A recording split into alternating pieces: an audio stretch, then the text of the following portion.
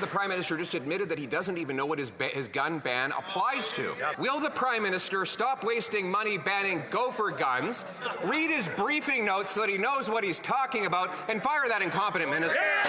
The Right Honourable Prime Minister. You know more about banking than you do about guns. Mr. Speaker.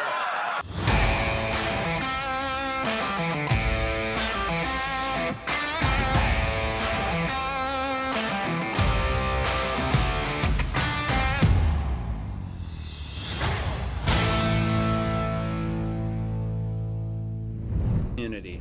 The Honourable Leader of the Opposition.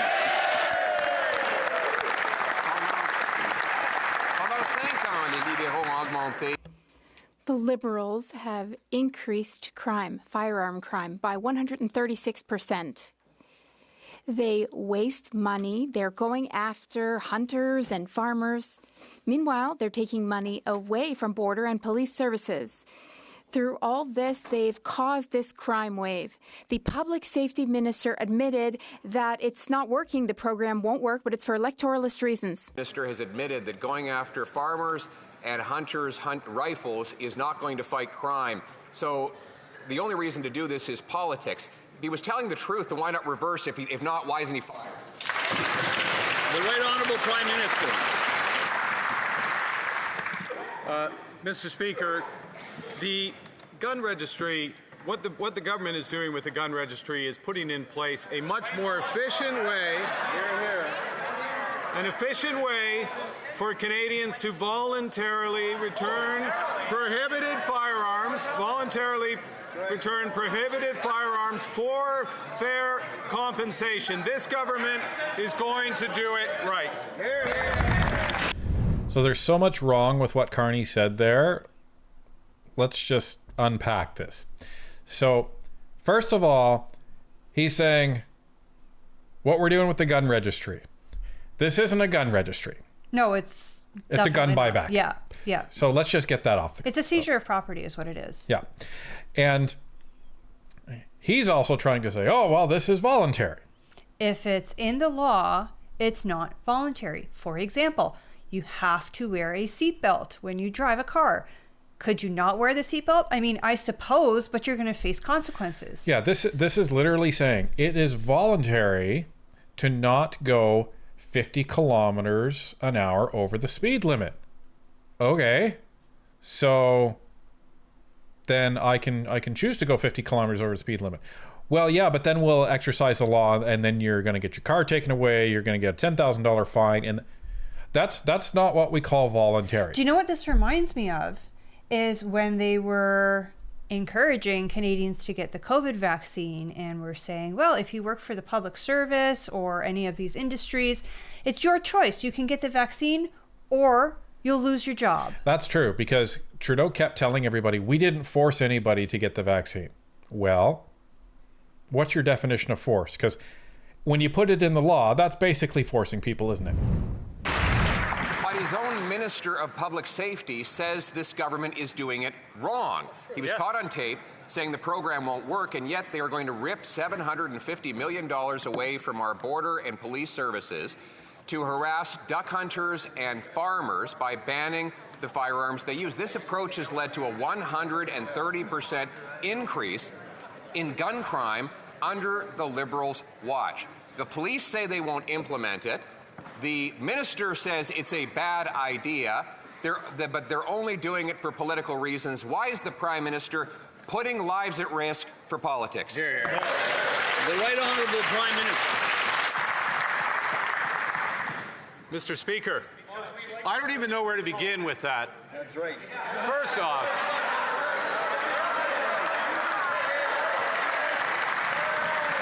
I don't know where to begin because of all the misrepresentations in that intervention.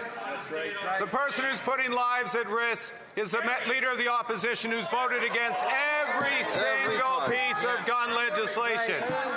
What the Minister of Public Safety is doing it right. He's correcting an inefficient system to provide Canadians with fair...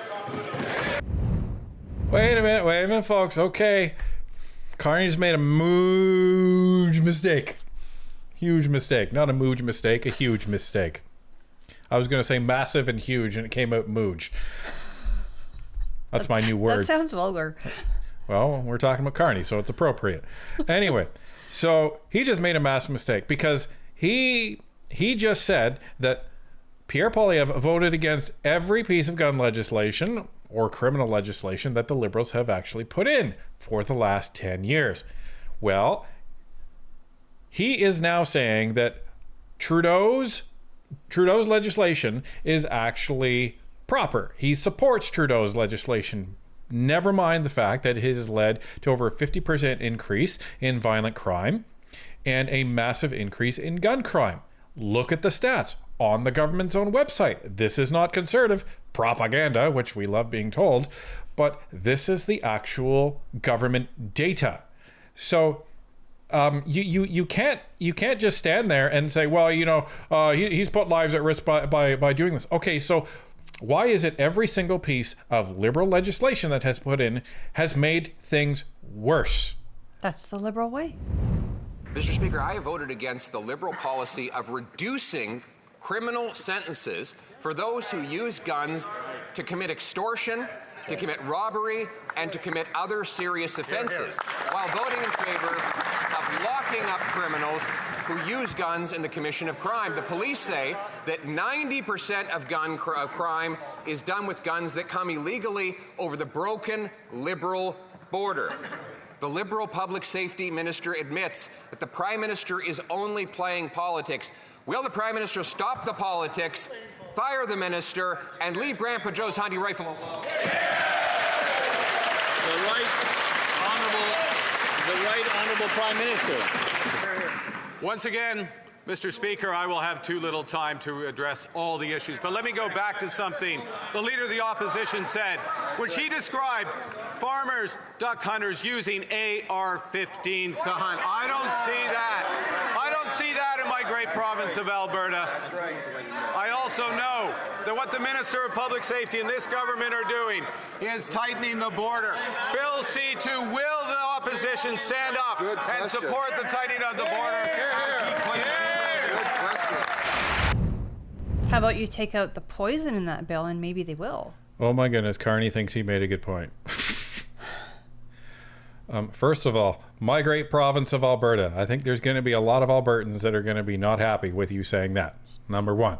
Well, he wasn't even born in Alberta, was he? He was born in the Northwest Territories? Yeah, he grew up in Alberta. Okay. So number two, because that's apparently what we do here. We do number two like this? I guess. That's what Carney's doing. He's going to the Sean Fraser School of debating, I guess. Anyway, so what he said was that, well, I don't think that Grandpa Joe and duck hunters are using AR-15s. Well, they'll use AR-15s if they're hunting small animals, but the people that are using AR-15s are most likely sports shooters.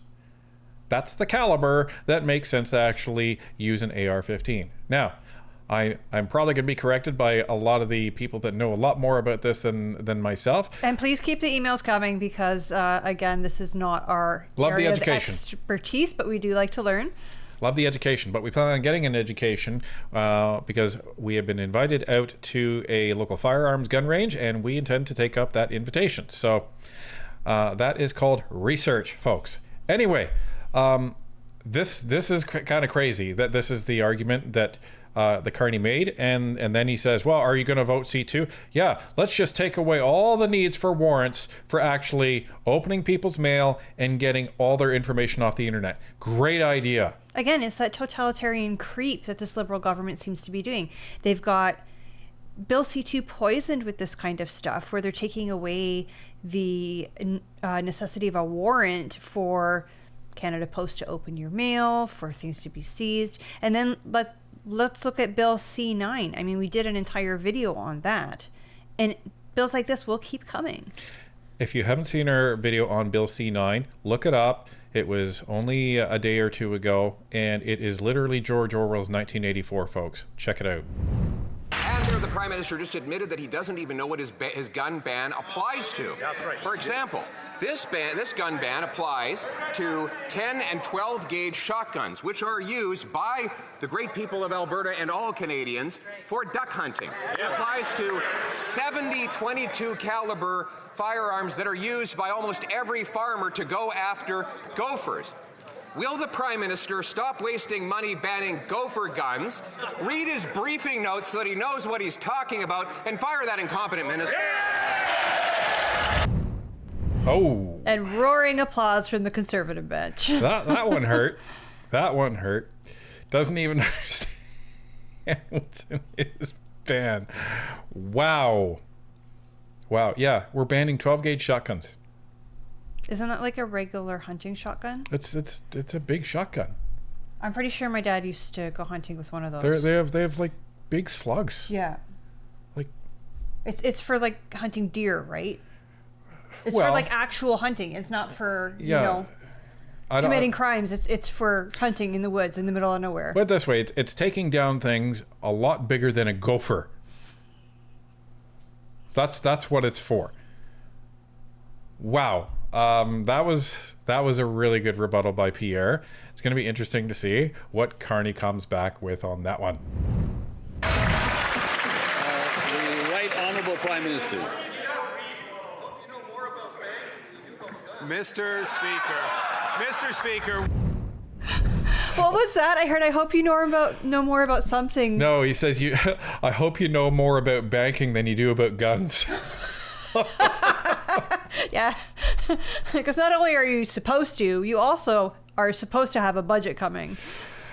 Wow. Oh, boy. And see, Carney got up and he was like, what am I gonna say? What am I gonna say? He's not supposed to listen to the heckling, and it's his weakness. He does. He listens so bad, and he's not supposed to. Yeah, you're supposed to completely block it out. And this is what Pierre's really good at doing. He listens to the debate, but he does not listen to the heckling. what this government is doing is providing fair compensation for Canadians to return illegal firearms, illegal assault rifles, and what this government is doing is proposing the biggest tightening of our border in our nation's history. We want the support of the opposition to make sure that happens. That's a very good point. Do you know, I think what bothers me the most about this is when they say, oh, it's illegal firearms, because you've made them illegal. They were purchased legally. The people who own them are law-abiding citizens who have their PAL or their RPAL. It would be like, you know, me buying this keyboard and then the government many years later enshrining it into law that my keyboard is now illegal. And now all of a sudden I'm a criminal for having it? Yeah, and now they're saying, well, you know, we're going to give you half the value of that and you have to turn it in. But the other thing that he said, which is completely false, and I don't know a ton about guns, but I do know this. When Mark Carney says, he says that people have assault rifles. Pretty sure nobody in Canada that is a licensed firearm owner went to Bass Pro and bought an assault rifle. Pretty sure they don't sell those. One of the most common misconceptions, and this was a misconception for me until about a few years ago, is that people think that an AR-15 is an assault rifle because it says AR, but that is incorrect. AR stands for Armalite Rifle. So it does not stand for assault rifle, it's just Armalite Rifle. So that's the brand. Right. Okay. So the issue is that it's misconstrued as being an assault rifle, and so they just bundle this in. An assault rifle is not anything that any Canadian can just buy from a gun shop. You can't do that. So I agree. Maybe you better understand what things are before you start speaking about them and making them into law, because it's obvious that your minister has no idea, and neither do you. And he has absolutely no idea what guns he's banning, Mr. Speaker. He's banning 22s. These are known as farmers' guns. to go after gophers and other pests. One of them is even called the plinkster, because that's the sound it makes when it bounces off a pop can. The Prime Minister is wasting precious border and police resources, harassing farmers, banning duck hunters, when real gun crime rages in our streets. Once again, will he pick up a briefing note so that he knows what he's talking about and go after the real criminals? The right honourable Prime Minister. Mr. Speaker, the Leader of the Opposition has his briefing notes. The RCMP has their experience. The RCMP vets this list, decides this list, what are real guns and what are assault rifles, what should be kept off the streets. That is the process, Mr. Speaker. Okay, so in response to Pierre's point about why don't you actually pick up your briefing note and read up on the actual guns that are in there and maybe educate yourself on what legislation was actually put in place by your party that you are supporting, so you actually know what the heck you're talking about. And his response to that is, well, I'm paraphrasing, you're right, I don't know what I'm talking about, but apparently the RCMP does. But the issue is they've made it so tight on their quote-unquote gun ban that there's not much that the RCMP can say is legal.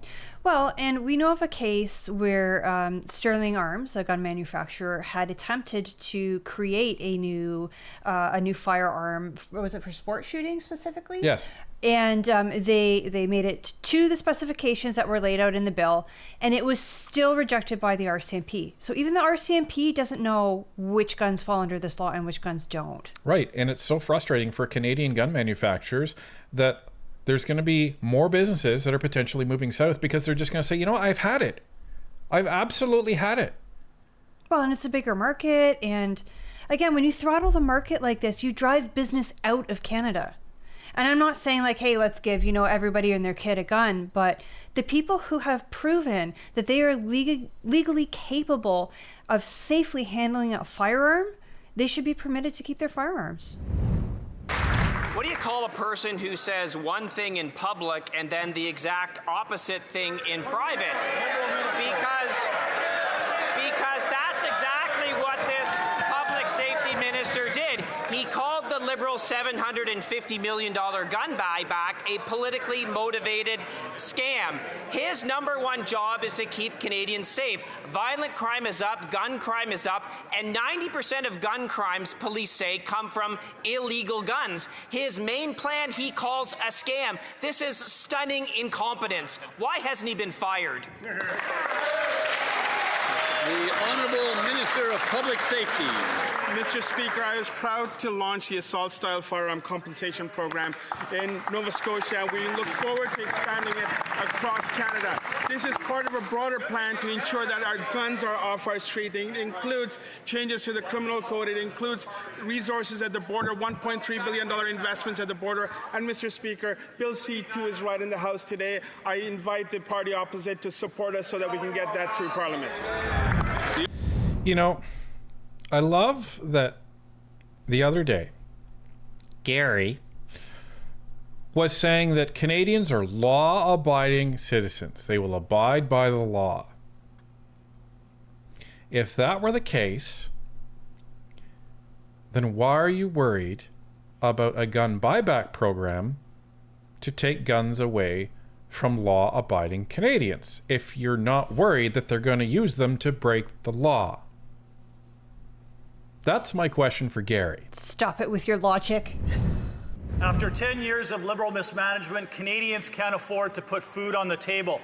In August, food inflation outpaced overall inflation by 84%, and food prices have gone up another 3.5%. But it was this Prime Minister who told Canadians he would be judged by the cost of food.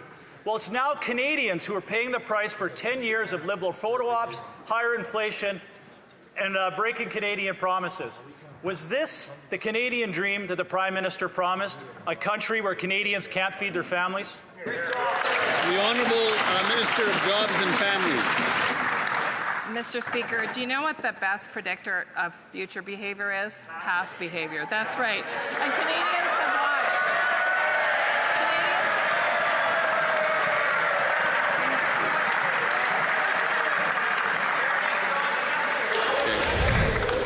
Oh, she walked into that one.